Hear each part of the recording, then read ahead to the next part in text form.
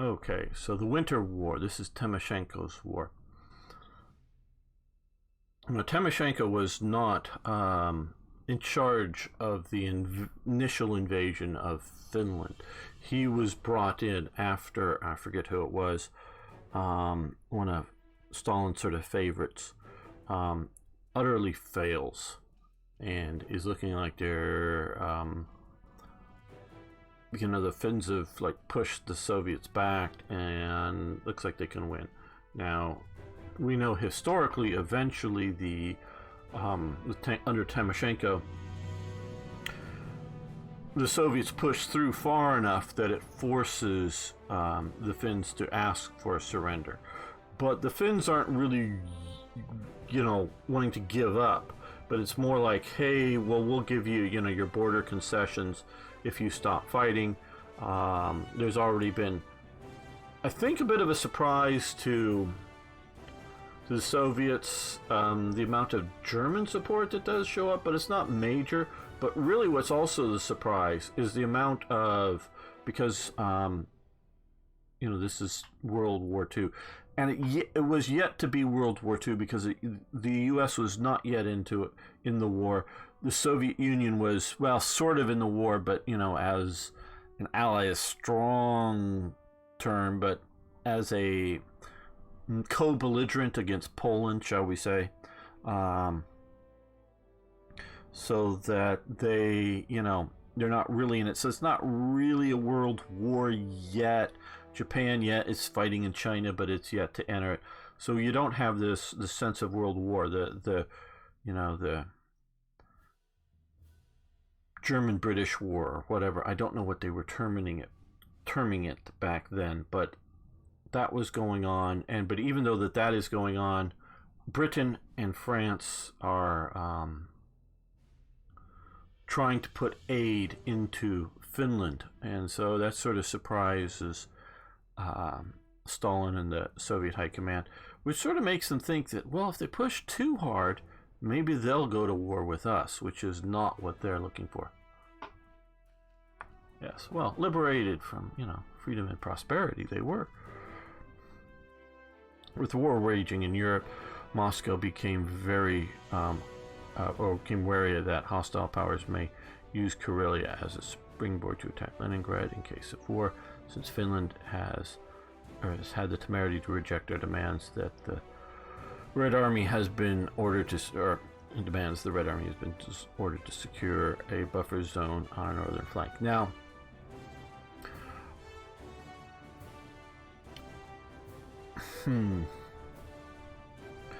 goals, appetites, objectives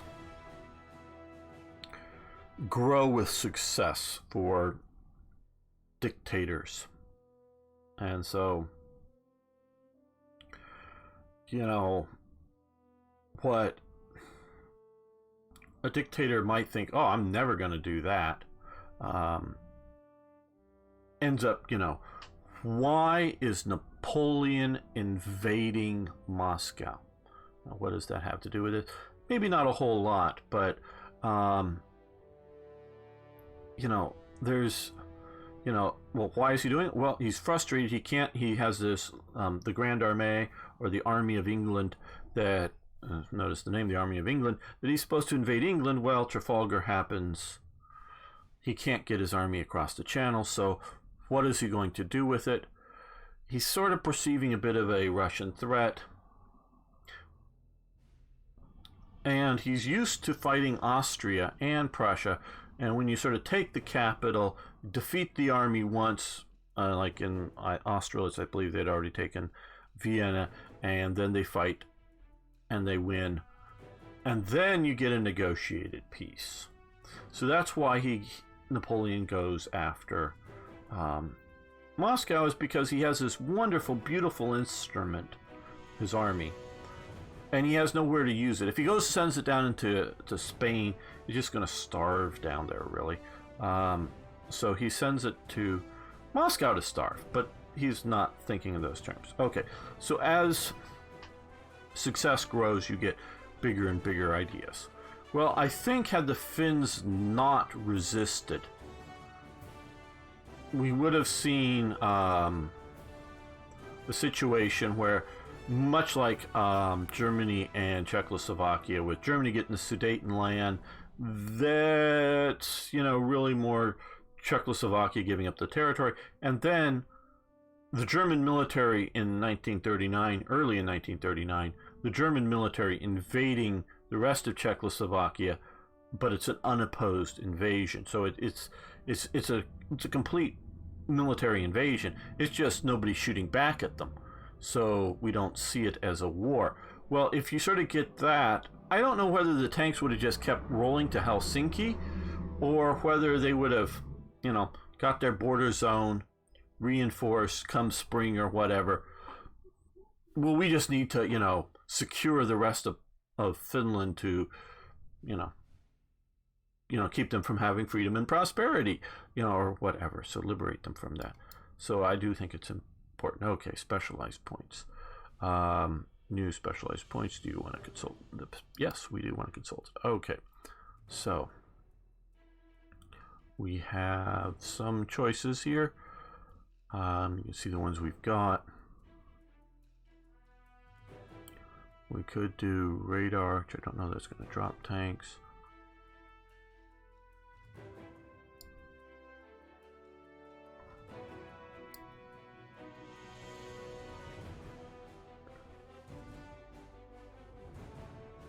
Okay, 4-star infantry, order number 27 already. We must now fight to the last. Arctic convoy, free Valentine tank allows purchase of Valentine Matilda tanks. Interesting. So, don't know if we can really use any of these right now. Yeah, so it's the date we're not there yet at. And we've got the, oh, no, we haven't acquired these. Okay. Thought we may have, but I guess not.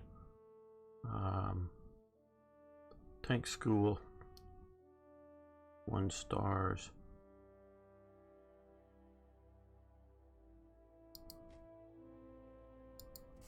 There we go. That's good. So we've got that. Okay, so now we're going to see about pushing into Finland.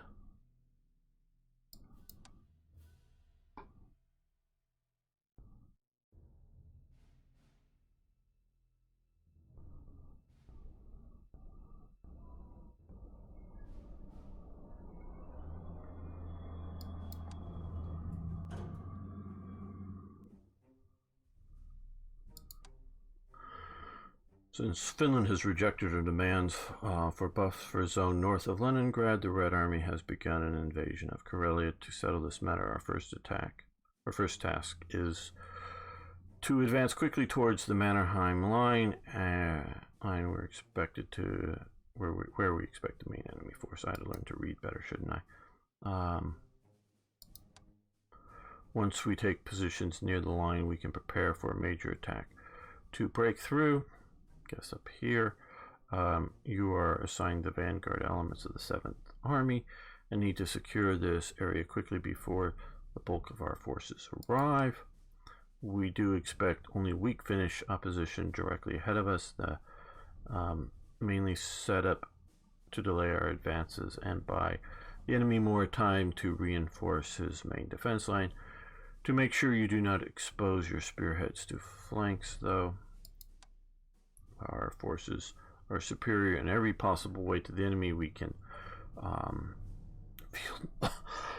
excuse me, we can field more troops, tanks, guns, and more aircraft. Finnish forces can field only a few armored vehicles, and artillery or aircraft were available in rather limited numbers as well. Therefore, Moscow expects this operation to last weeks only. However, at his point, I think this point we cannot be sure the combat morale within the enemy ranks.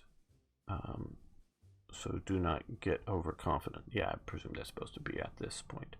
Okay, start game. Okay, so we've got bunch. Okay, take 2 forward objectives in 12's turn. Take all primary objectives. Secondary, destroy 2 enemy air units. Okay. We have lots of points. And a fair number of air points as well.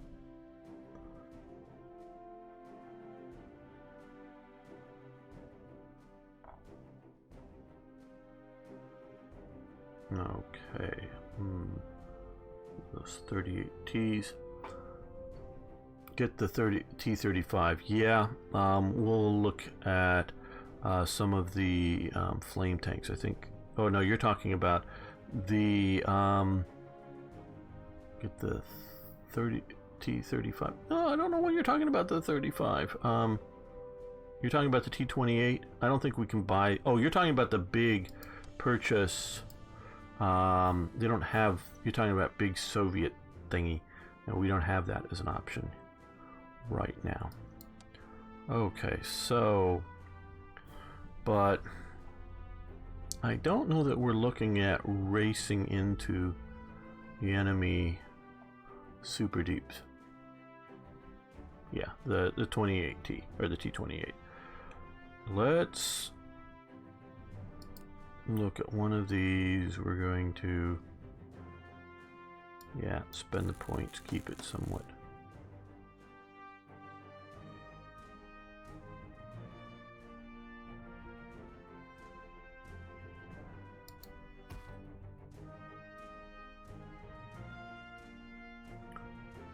It's the same. Well, slightly more cost.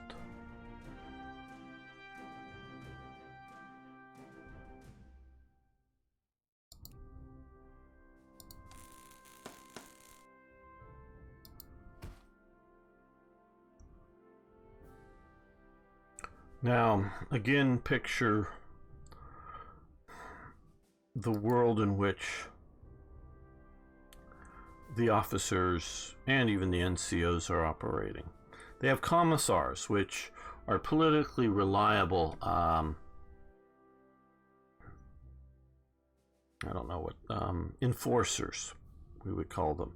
And so when you don't do, and you've gone through the several purges that have happened in the Soviet Union of primarily officers, and so if you don't follow your orders explicitly, they're likely to just shoot you, and you're definitely afraid of getting a bad report.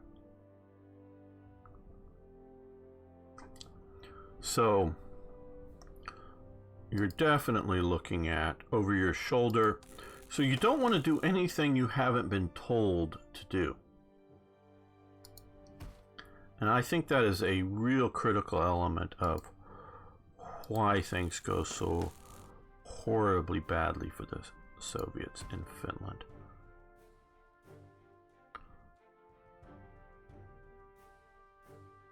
Okay, well,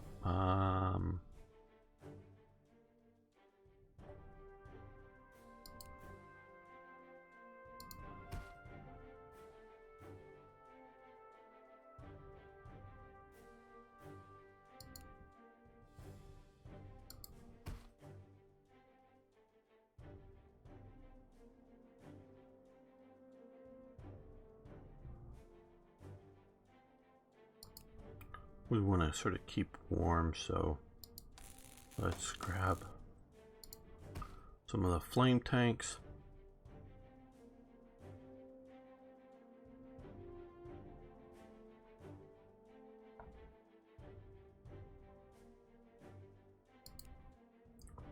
I think heavy infantry will be useful in all of this. Rough terrain.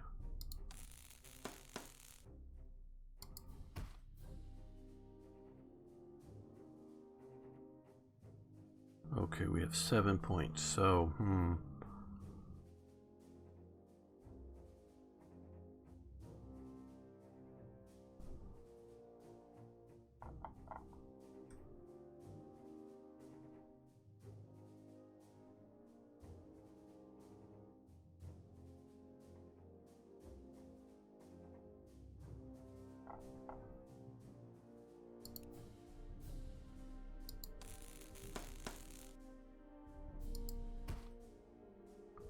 we're down to 4, which I'm thinking is going to be Soviet heavy infantry. We'll put those here. Now we have some air points still. We do have a little bit of concern for Finnish air.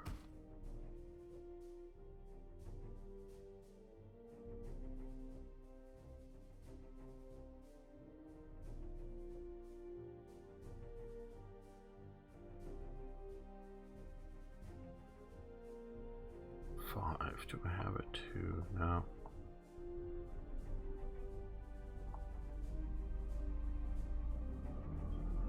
So I think I want to go with a ground attack aircraft.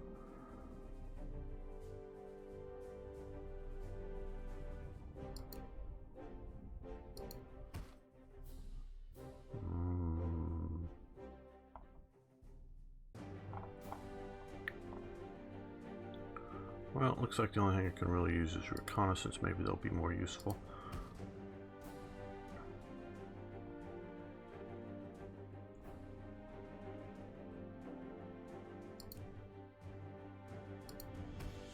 Okay.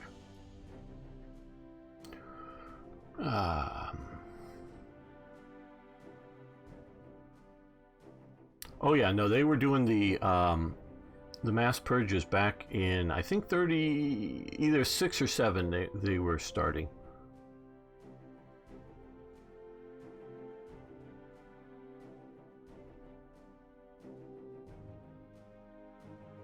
And the officers... Yeah, well, doesn't want to do a mistake. Now, Stalin was more worried about his own army than he was worried about any external threats. Okay, thanks, Paul Winter. Yeah, I knew it was right around that time. Now, I will say things change at some point with the Soviet army. You're definitely, by looking at the sort of counteroffense from Stalingrad and other things, you're starting to get more and more freedom of operations for officers. It's not great. It's not, you know, the initiative that the Germans could have. Before there were memes, but back in the meme sort of World War II, if you watch movies particularly that were made, you know, as in both Britain and the US, and I've tried to watch just about all that I can of those things, they have this idea that the German army is just some sort of rigid, robotic force, always goose-stepping around, doing whatever their orders are, no matter what it makes sense. But in reality, it's much more of a dynamic, bottom-led force than the U.S. Army has ever been. There's so much more initiative designed within the Army for the, you know, not just junior officers, but NCOs to sort of make their own decisions. You know, they're given goals, given objectives, and if you disobey an order, you're not in trouble, because so long as you're like, hey, well, at the time, there was this other stuff going on, and I thought, you know, oh, good, you know. And so long as, and so it's nothing like the, you know, the sort of cartoon image that is presented of the Germans, and it is much more dynamic than the Americans and the British, well more dynamic than the Soviets and the Japanese in their sort of smaller units able to do their own thing. Okay, again, we want to take 2 forward objectives in 12 turns, take all primary objectives, destroy 2 enemy air units. Okay. So I have not played this at all. We're going to see how well we move up here. Okay, well, since we have them, we're going to use reconnaissance. And I'm going to guess there's still people hiding in some of these trees.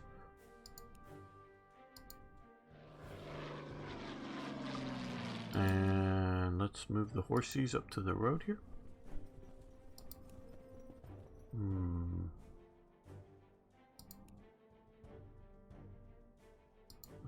Oh, they're actually not in the town, but they're right there next to it.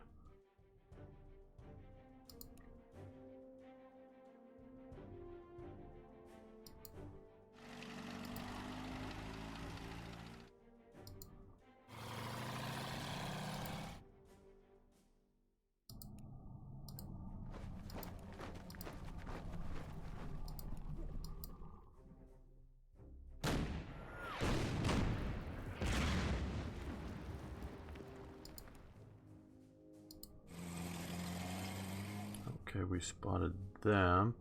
So, yeah, these guys.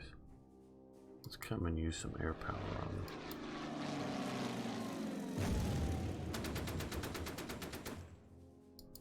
You fall back to there. You guys come up. And, yes.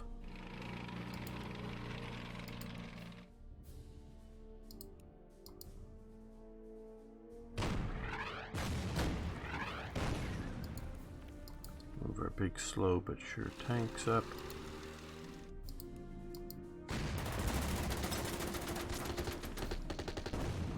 Didn't even scratch the paint.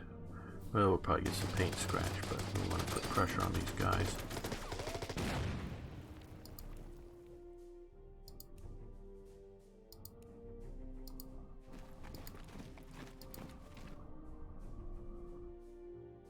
That's probably a reasonably safe move.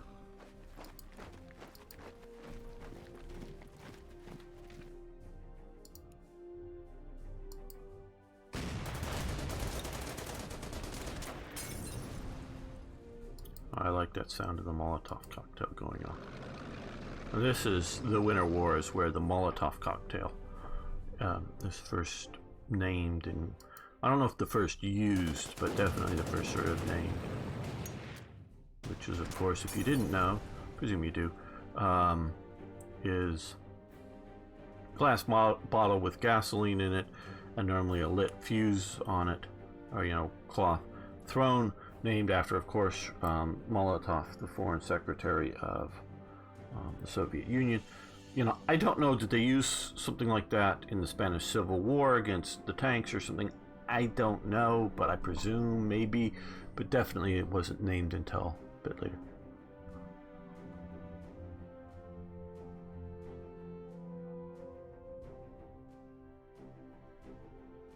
Well, Stalin really didn't care much about human life. I don't think we can think anything different from that. Between the gulags and many other things.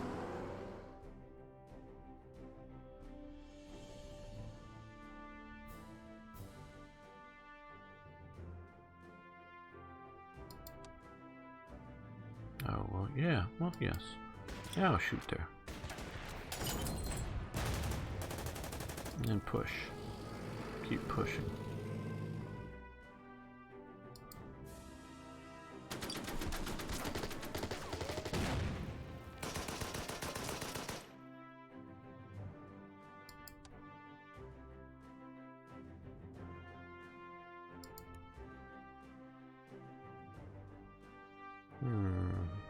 Hope we can move up the railway successfully.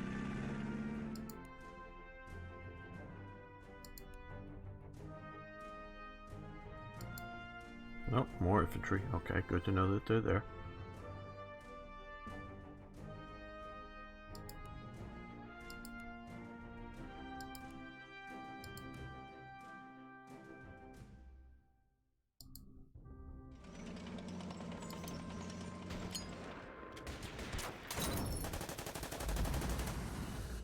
Yeah, good. Fully take them out.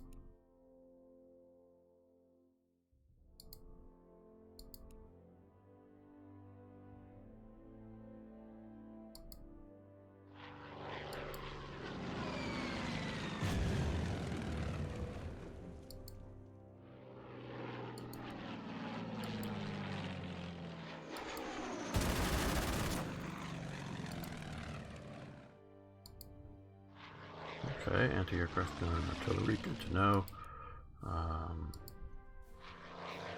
Expecting something up there as well. You can see the stars, if nothing else, to show that these are major objectives and not just minor places, I think. But we will see what we can capture. Maybe it's on all of the units, I'm not sure.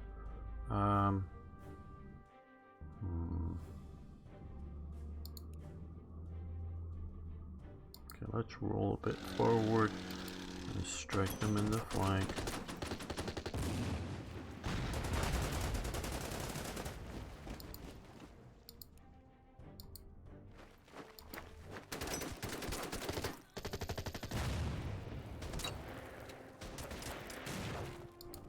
Mostly doing that just to get out of the way to see if we can get some of these other troops forward now.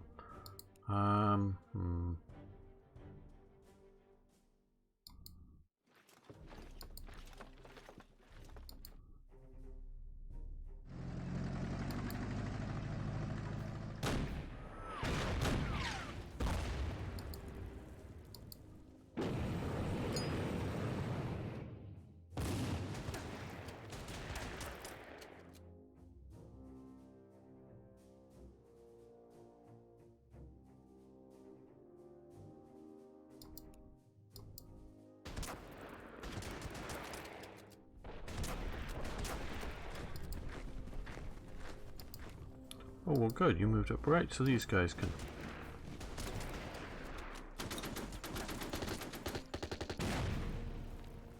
And now advance.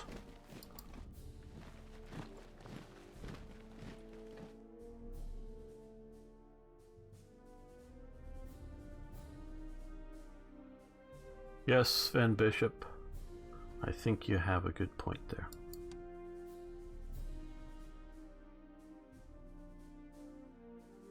Well, let's just move up to here.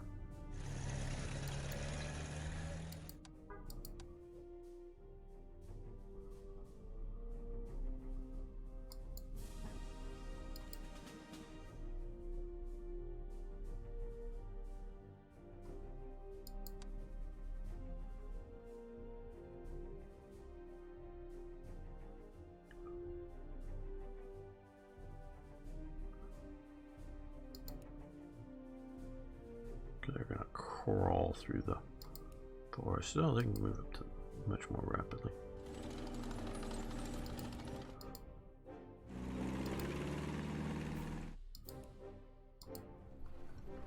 And they're there. Okay, well.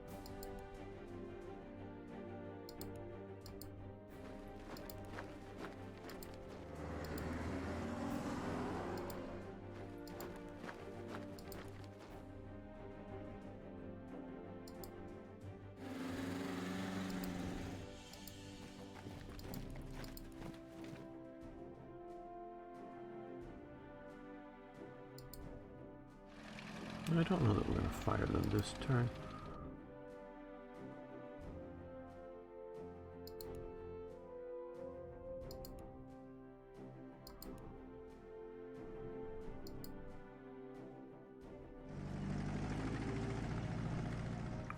Anti-tank gun. But yeah.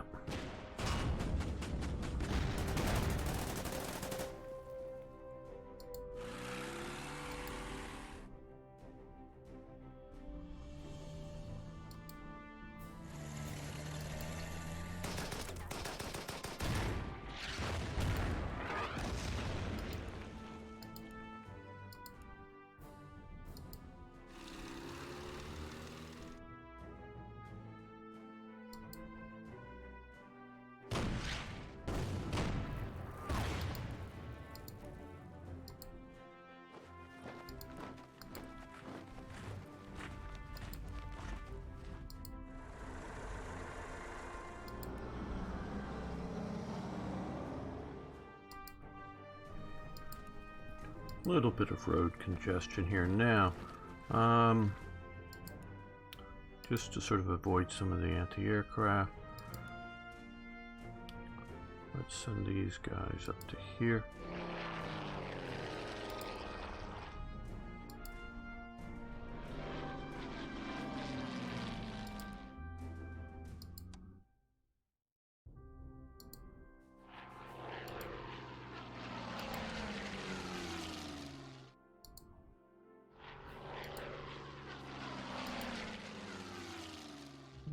we don't want to attack there right now.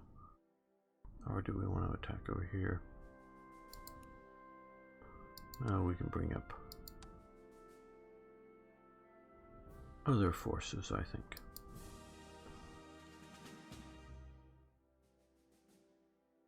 Sure, Tony, first gen, thanks for showing up. I do appreciate it.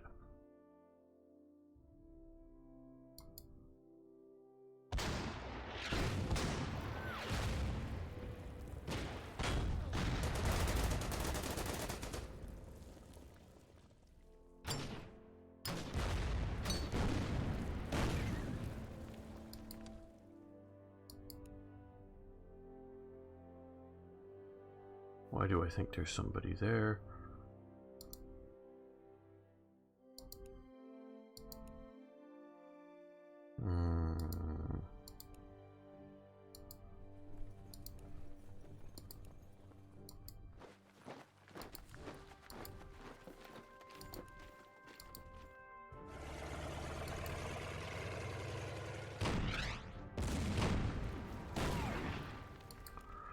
We can't let them being there totally stall our advance, so we need to put pressure on them.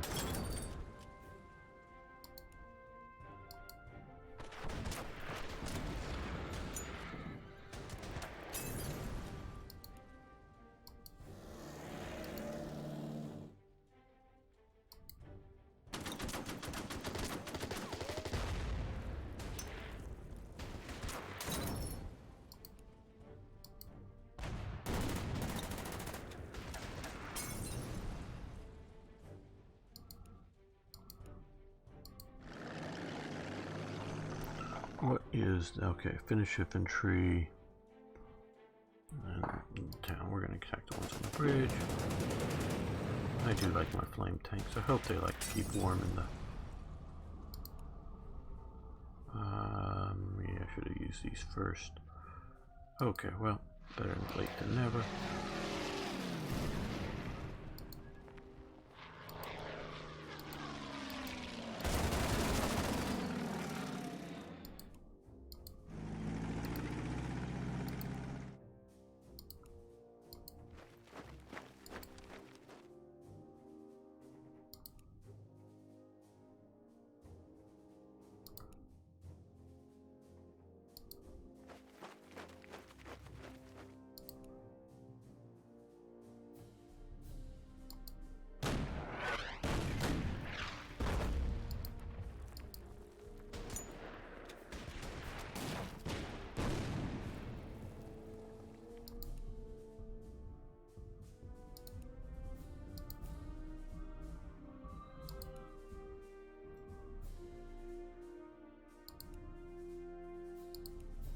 I think we'll coordinate on the taking out the artillery.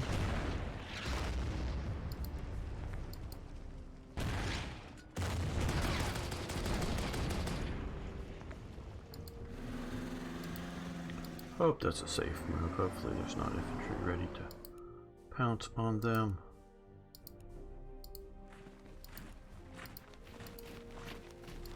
Move out across the ice.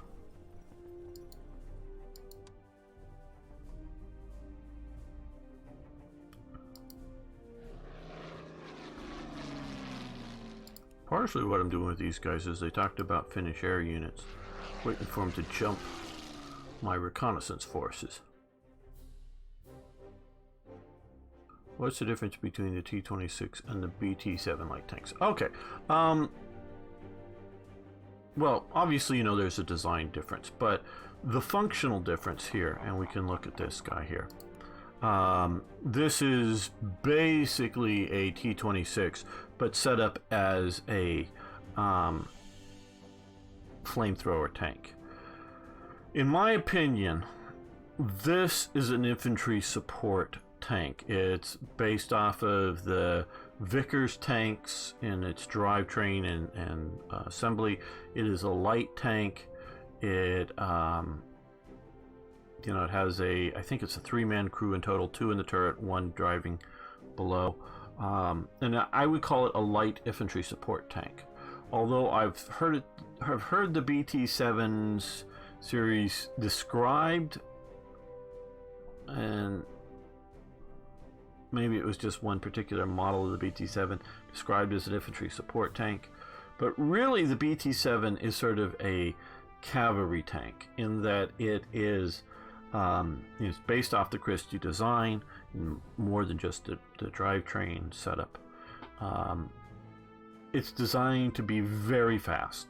To use, both of these could use mass numbers. It's not out of the tactical realities of their design, and I don't know specifically, just because I've not seen stuff published, what the pre-war Soviet tank doctrines really were.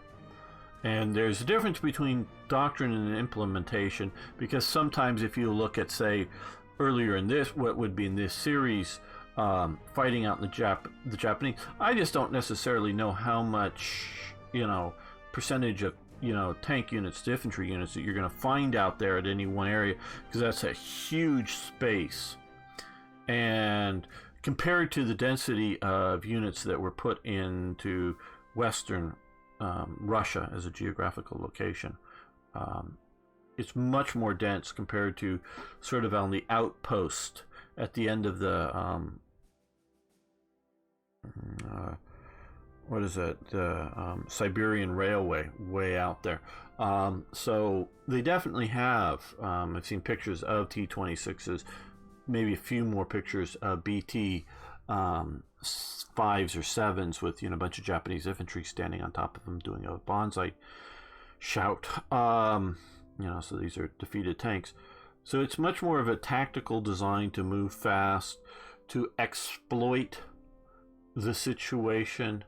The Christie design with its wheels, it drives on most tanks, the sprocket either in the front or in the back is what moves the tracks forward. The bottom wheels in most tank designs are just simply there as they just roll. There is no braking force to them. There's no propelling force.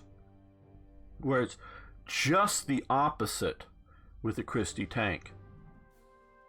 The sprockets, the front and back, are there just to keep the tracks aligned. The wheels along the center are what is actually driving the vehicle forward.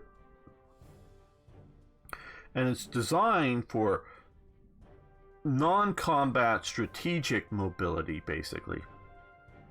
To drive on your wheels down roads of some sort. And once you sort of get into the area that, hey, we might be fighting here, let's put the tracks on, but they're still fast. And just, I think we would generally consider it fast, not just relatively speaking. And so they're designed to, flank around. So, yeah, they're light tanks, but they're designed to swing wide around and get to the rear while it's still in a timely manner. Where these T-28s, they're not. They have one big turret with a, I think it's a 76 millimeter, fairly short barrel gun, and a machine gun in the big turret, and two small machine gun turrets. And so they're meant to come up and kill infantry, because again, it's somewhat of a World War I battlefield they're envisioning. But it's an infantry killing vehicle, and this is a heavy infantry support tank. And I chose it because mainly I'm wanting to use one in each frontal push as just heavy pushing tanks. If I had a few more deployment points, I would have had some BTs to, swing out around the enemy.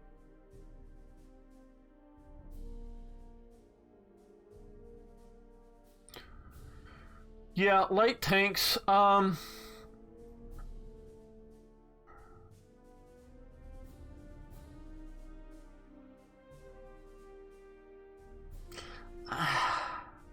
if I'm going to have 100 tanks, or 10 tanks, or give a number, I'm going to pick, in most cases, in most conditions, 100 medium tanks. So if it's a binary choice of doesn't matter the type, I'm going to pick medium tanks, just because, yeah, you don't necessarily know what you're getting. Now, if you know that, the enemy has particular situation in front of them, I might go, oh, well, I want some Brumbars or other heavy 150 millimeter. They had an earlier SIG 33 heavy tank that they sort of had prepped for Stalingrad. If I know that I'm going to be busting into a city, I might want some of these heavy armored boxes to shoot at, built up areas. Or if I know that the enemy has some particularly heavy tanks of their own, I may want something like a Tiger. Not just a heavy tank, which Tiger is a heavy tank, but a heavy tank with very good tank killing capabilities.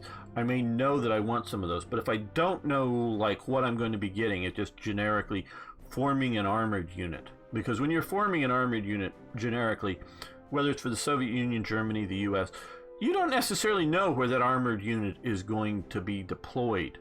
What its opposition is going to be. So I'm going to pick a 100 medium tanks. But if I'm looking at cost of production, do I want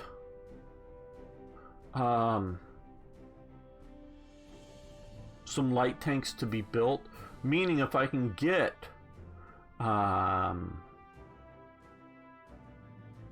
20 medium tanks or 50 light tanks, well, I might take an order of 20 medium tanks and 50 light tanks and mix them up. Now, in the US, I would say up and through to the end of the war, the light tank for the US does very well. You have the M3 Stuart, then the later M5 Stuart. Those are with 37 millimeter guns. After a point, no, they're not taking out Panzer IVs, but they're still very effective tanks on the battlefield for fighting the enemy. It's not just as reconnaissance, which is part of it, but they're fighting the enemy.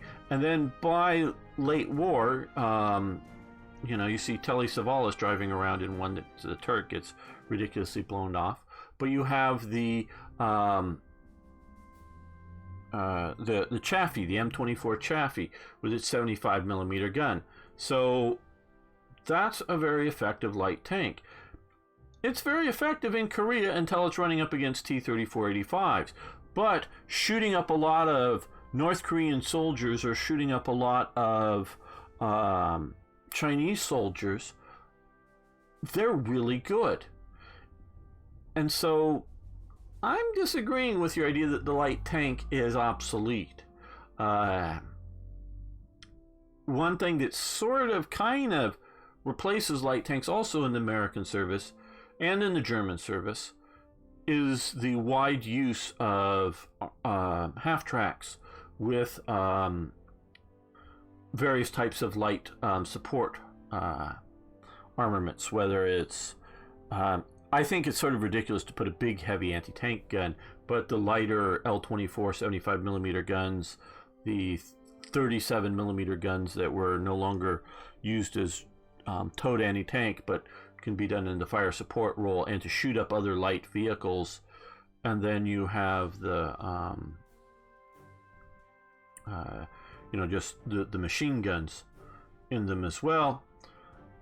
And you have the Soviets up and through the end of the war, doing the T-60 light tanks that are pretty good. And so, yeah, now you come fast forward to modern day, you've got M1 Abrams. Well, they can move about as fast as you want to move a tank. And you can take the governors off and rapidly wreck your transmission in it, but you can operate it for a campaign, a brief campaign, just fine with it, I believe, and go really fast. The main reason you might want a light tank with the Abrams running around is just simply something that uses a lot less fuel, because that is a real problem. So I'm going to disagree with your idea that the light tank is obsolete. Lacks, yes, an industrial capacity is an element of it. Yeah, and Sherman's won the war, but it's you know, it's from a production point. The French, particularly, were manpower conscious leading up to World War II, so they liked the idea of a small, crude tanks. So that's why they had the one-man turrets, because they did not have the money or the budget that they perceived they didn't have the budget, which, you know, yeah, they did, because what do you spend the money or you lose your country. It's better to spend the money, but trying to go cheap on it. So you know, again, if it's a binary, you know, just a straight, how many, you get 100 tanks, what are you going to take? But if it's between production, between fuel use, between transportation cost, I'm probably going to want some light tanks in my unit, particularly with World War II.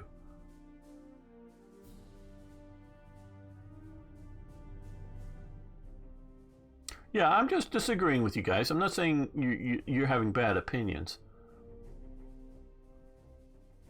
It was faster to turn the entire tank than the turret to turret with, it had no turret basket or chairs. Okay, Palora. Actually, no. The later M3 Stuarts and the M5 Stuarts did have a turret basket, did have a drivetrain on it, and no, I do not know the turning turret speed on the later Stuarts. You're talking about the early war Stuarts, and yeah, they weren't that great, but they definitely get much built up with that. So they, and yeah, they're only a two-man turret. That's absolutely right. They're, you know, they're not a three-man turret, which is sort of the golden amount.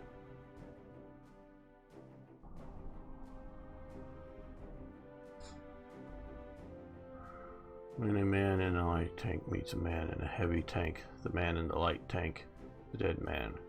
Semi-quote from, I don't know, but depends on the situation. You can potentially run away from the heavy tank. Not saying you will always be able to do so. Okay. Guess that's the end of this turn. Get busy talking. A mobile target, yeah.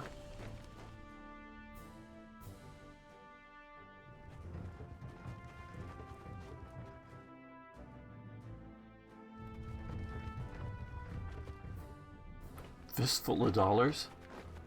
Okay. It's been a long time since I watched that movie, but I don't remember any tanks in the movie.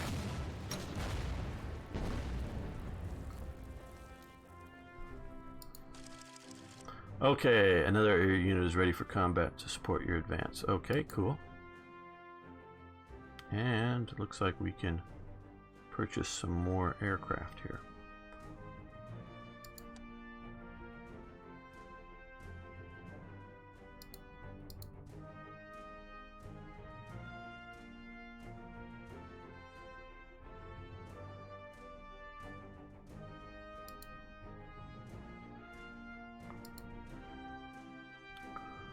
But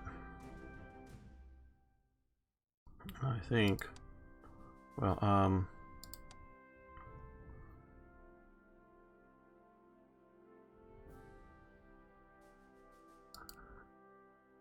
let's see about just grabbing. Can we? Nope, we can't deploy those.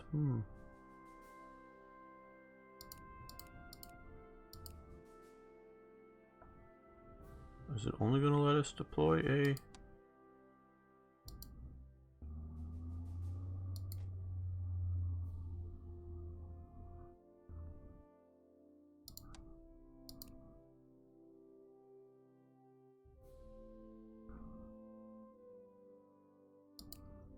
Nope, not going to let us deploy those. Okay. Yes, we might want to move our pilot over to...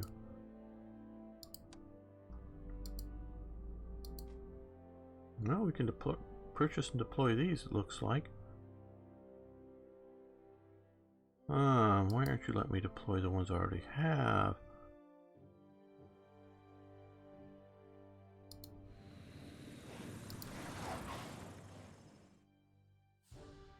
Okay, well,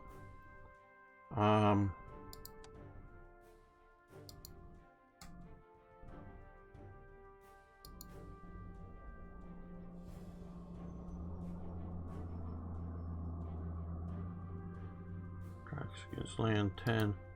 Oh no, these are okay.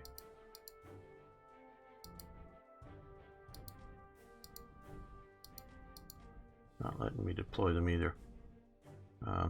Now that I've clicked on them. Okay, well.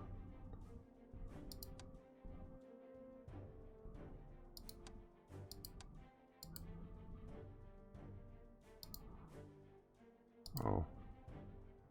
Stop that. Okay, we select another unit here. Now let's go back to the purchase. Now. Okay. Somehow maybe I messed that up. I don't know. No air command points. Yes, but what happened to the unit that I just tried to get? Tried to deploy. It's not allowing me to deploy it. It did have 3 there. I don't know. I messed that up. I don't know.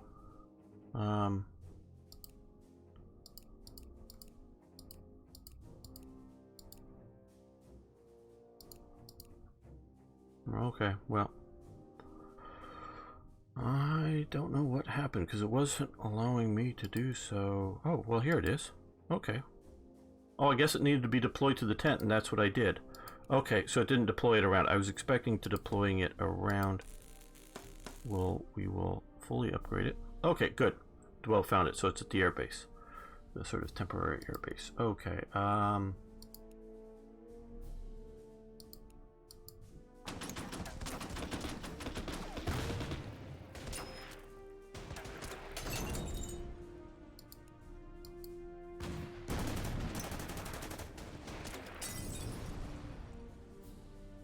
now.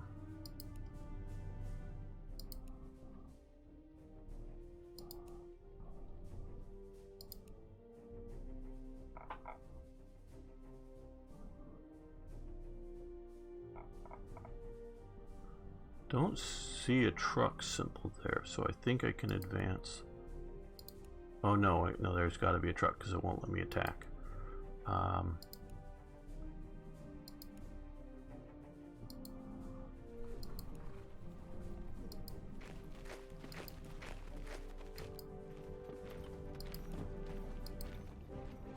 Attack these guys in the open.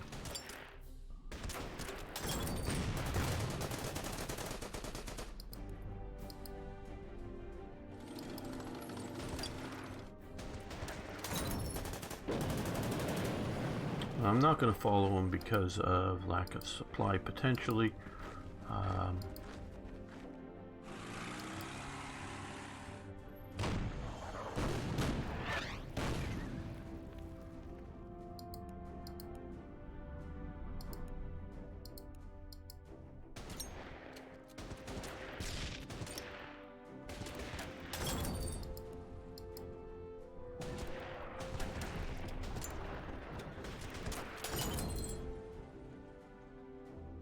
Yeah, I was expecting to be able to just drop it actually sort of flying next to the base, but it doesn't really make that much of it. Well, it does for time of getting it operational. Okay,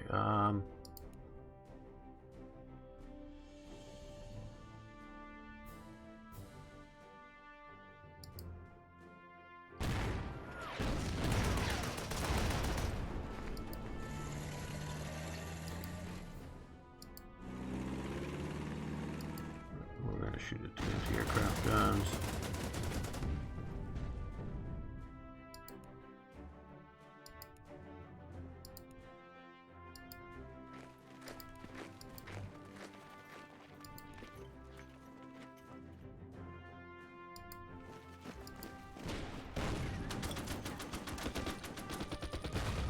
Yeah, pursue them.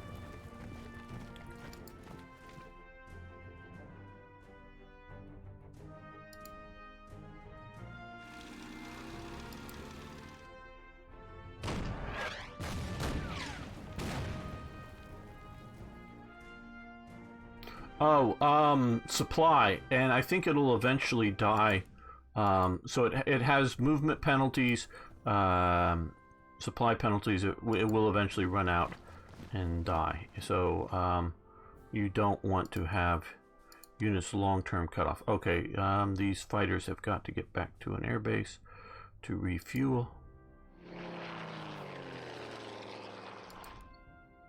And these guys may have a little bit more, but we're not going to leave them out there without some fighter escorts. Again, the reconnaissance aircraft, they can well, I don't want to be right over the anti-aircraft gun. Oh, maybe I do. I don't know. As long as you want, without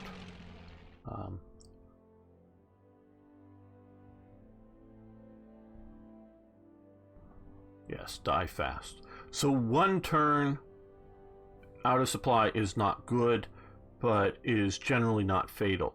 You want to get them back into supply by the next turn, is the idea.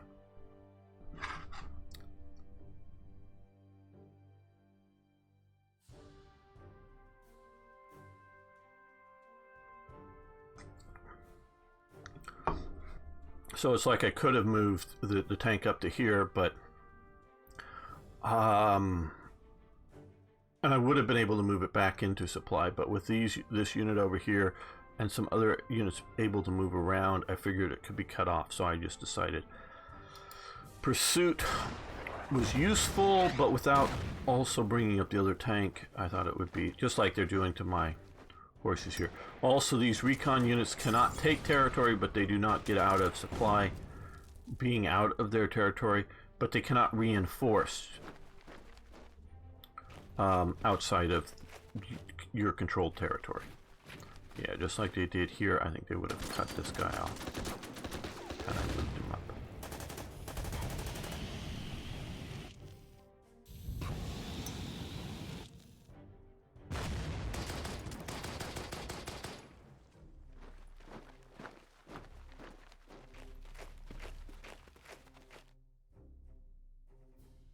Here comes the aircraft.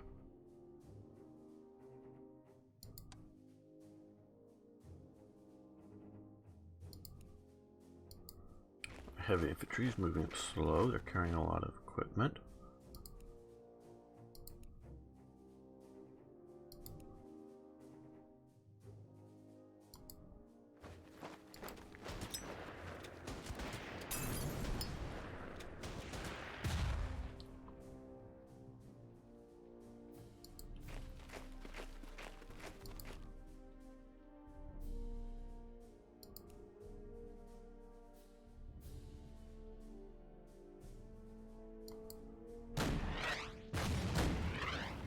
Those guys, they're out in the open now that they moved out in the open.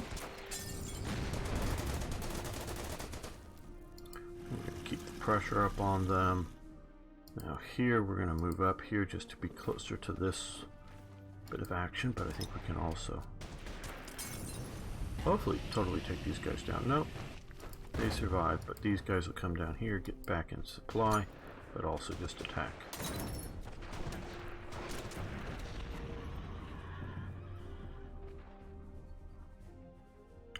Okay, you come here, land, refuel.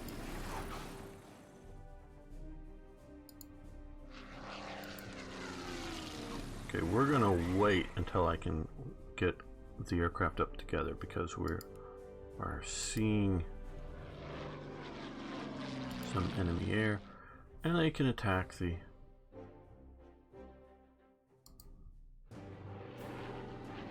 reconnaissance if they want to.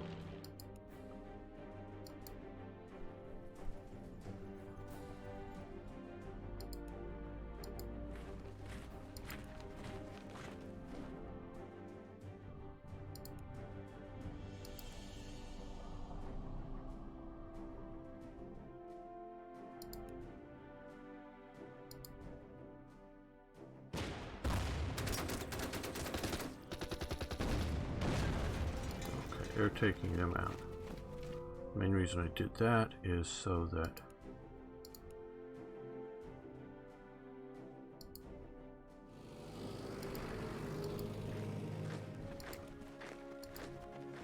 these guys move up to here, they're going to get flanked.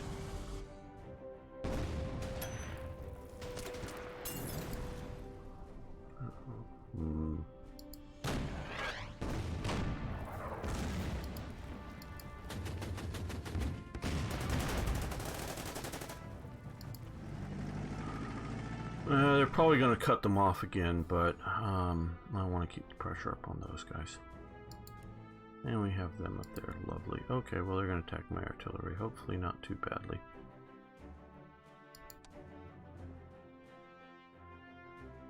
Yeah, I'm going to wait to do better coordinated attacks. Sort of like what we're doing here.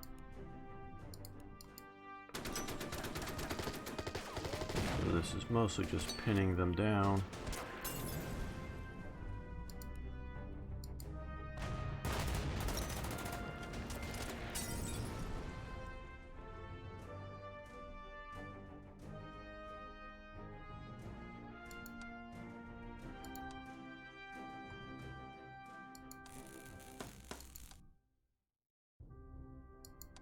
We're going to wait to launch those guys. Yes.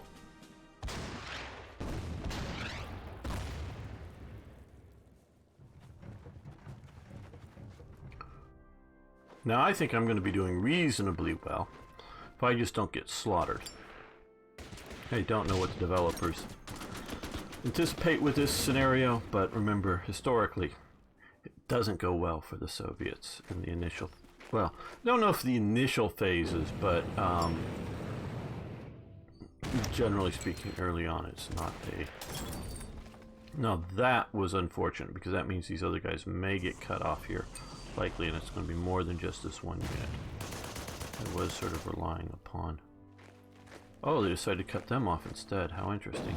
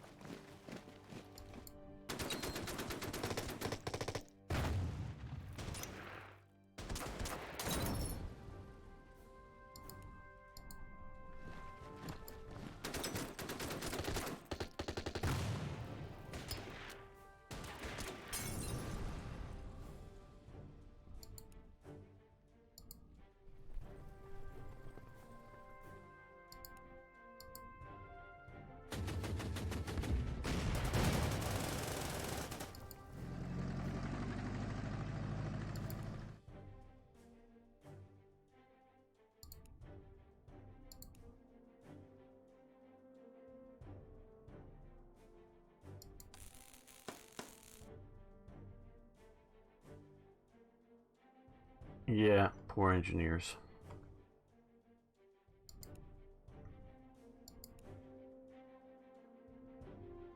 They're taking a heavy battering, so we're going to withdraw them a bit, get them fully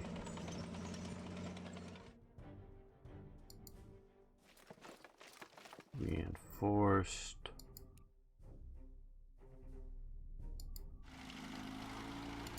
Oh, no, I was hoping to get these guys up.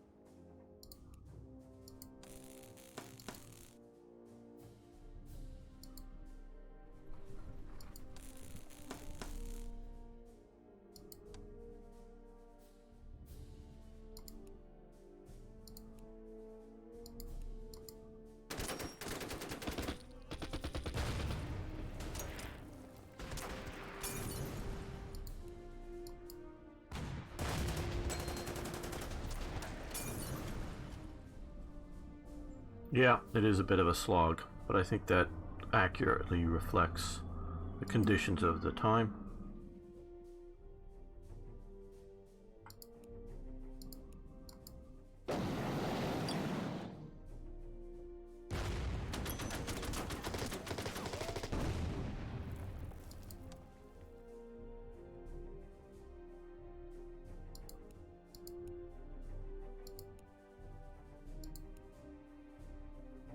They're gonna fall back into here, partially to keep the way open, but mostly so I can do some reinforcement. They're gonna shoot the guys out on the ice.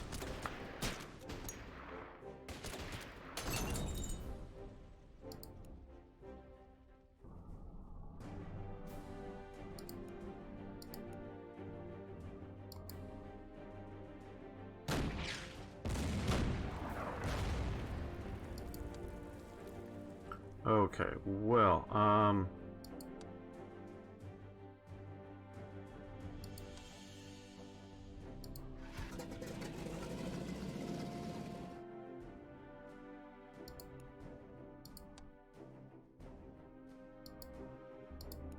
can't you take off? We only take off one at a time from here?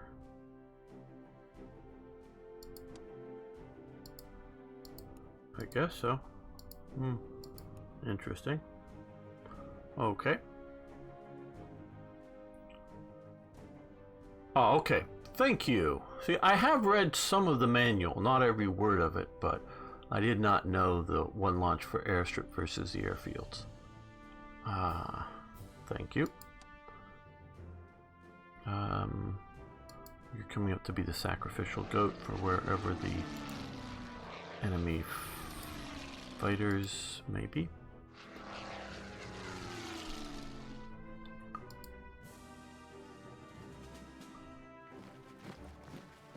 Well, they're pulling out of however you pronounce that.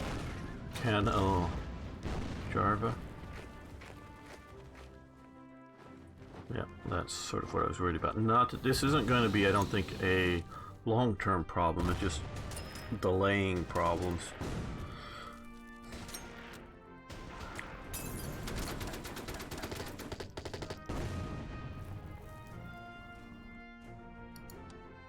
Okay, well.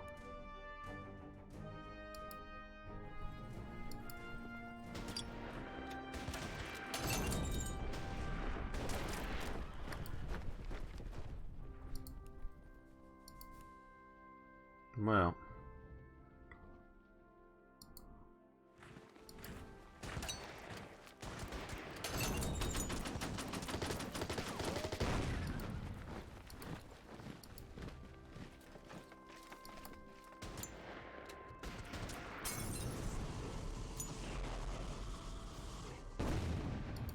And I want to take out this unit here. Hopefully they'll do that.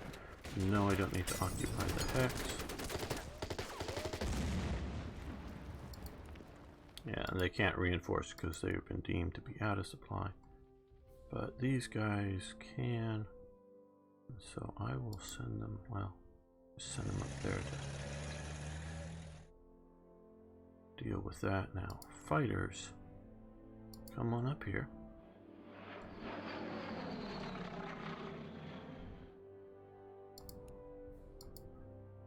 Still looking to see there's the Polish or the Finnish Air Force. We had just been fighting Poland. Okay. Now, all right.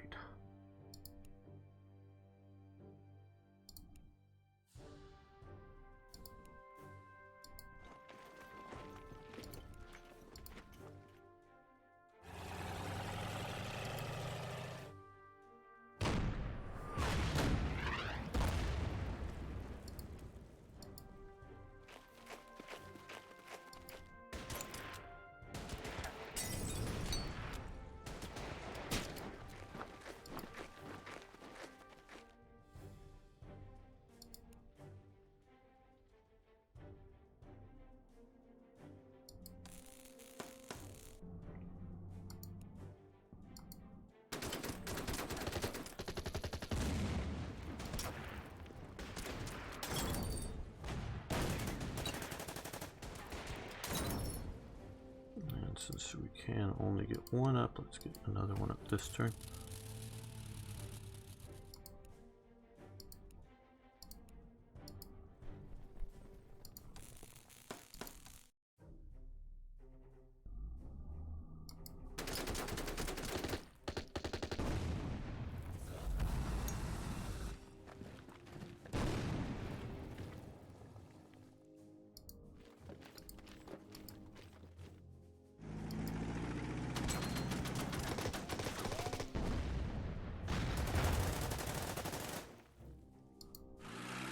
Boom, got them. Still have the artillery to deal with, but that's very doable.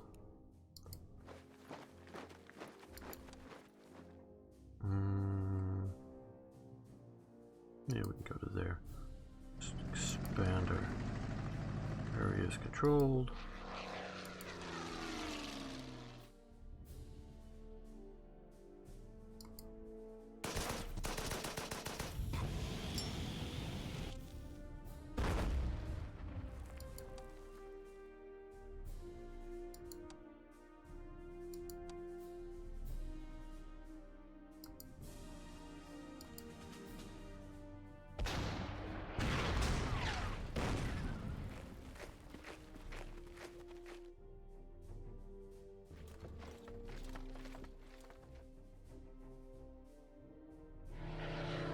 There they are.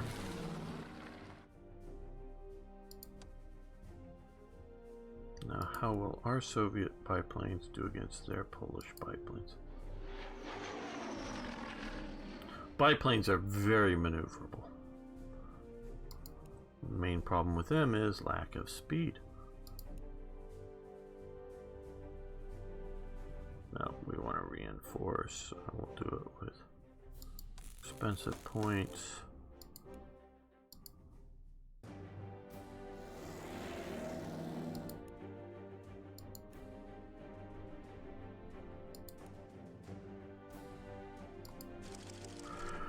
Good start. So far, our operation is going as planned as your troops are able to seize their first objectives. Very good.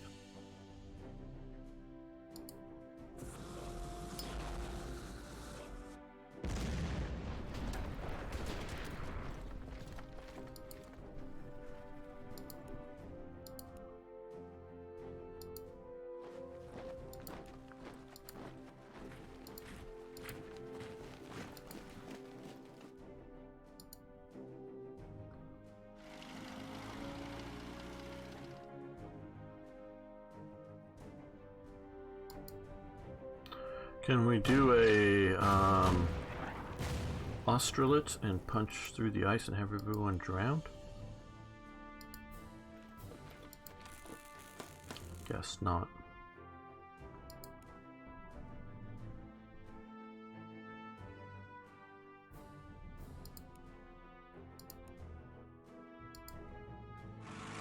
You advance while you can. Oh, you train. No. Don't want to move you on a train. Oh.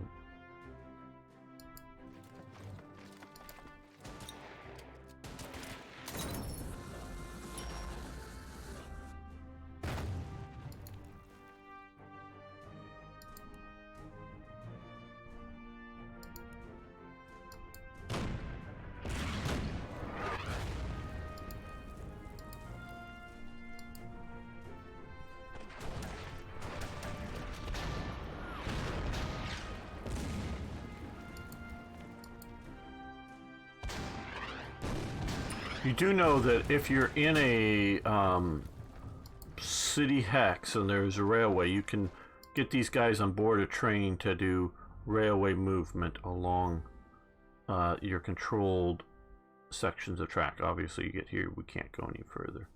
But so if you control enough track and you want to get somewhere fast, you can definitely do it.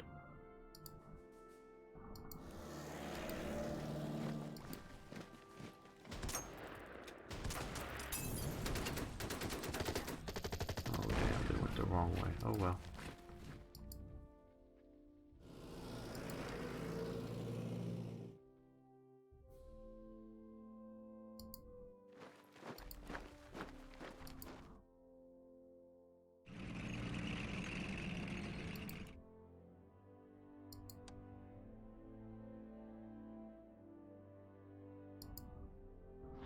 We're going to see if he takes after any of these reconnaissance units.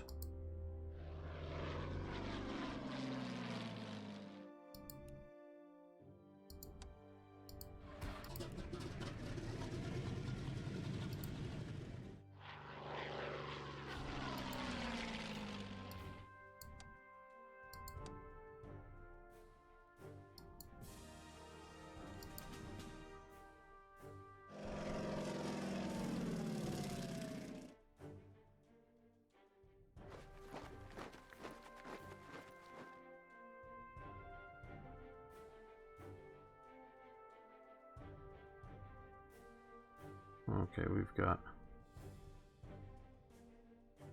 2 of the 4 objectives. And reinforcements.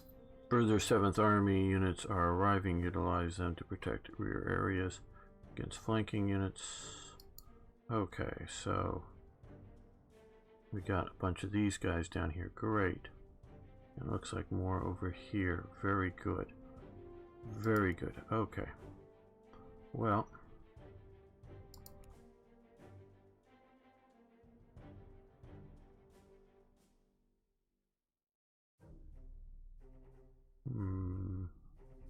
Yep, let's come up here, see if we can take this unit out completely. Could it be a worthy thing? Nope, not completely, but...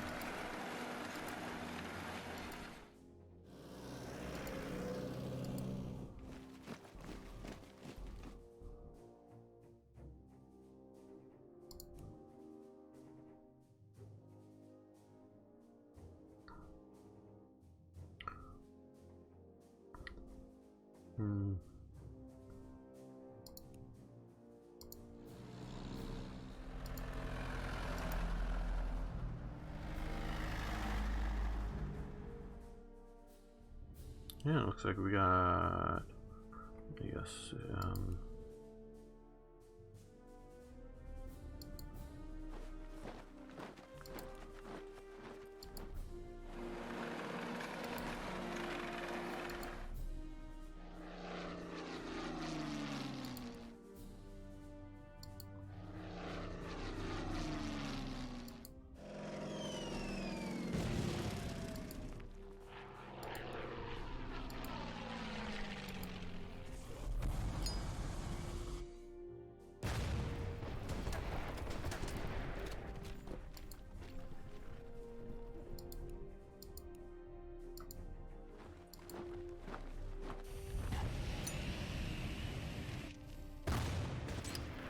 I don't, the skis, I think are you talking about the Finnish Susi, troops? Is that how you pronounce it? Okay, so where is, we have this town up here as an objective and up there, so we need to keep our objectives in mind. Okay, so we want to sort of head north.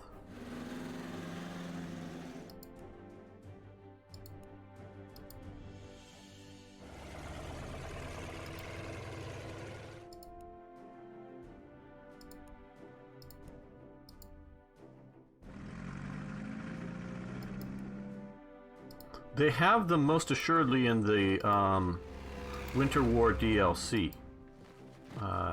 Those units are most assuredly there.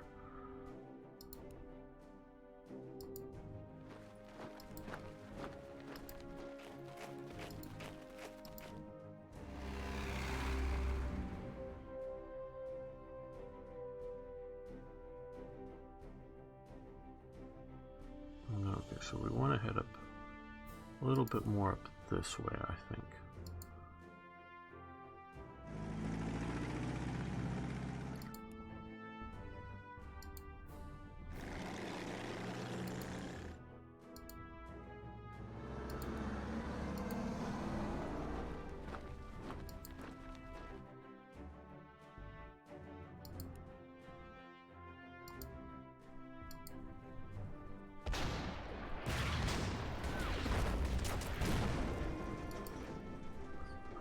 And we're going to try to not get too overconfident, but we're going to keep pushing forward.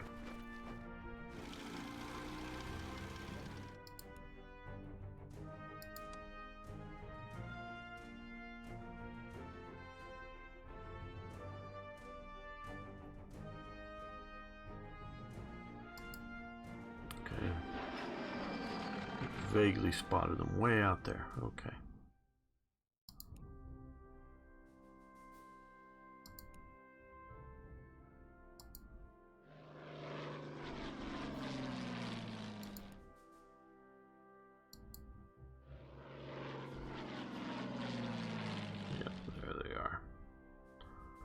Blackburn report.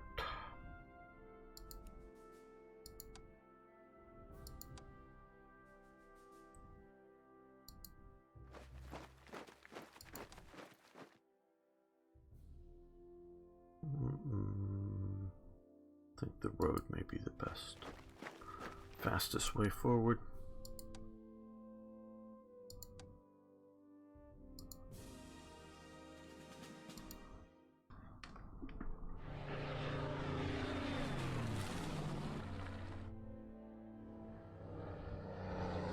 There's sort of real more fighters. Ooh, we didn't do so good.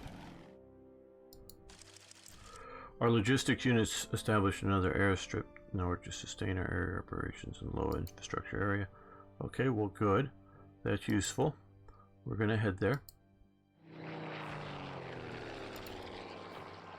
We're actually going to give them, the enemy, these as targets. I think they'll be able to take an air attack without being destroyed. And we have a Finnish heavy infantry unit, which we're not attacking at this moment.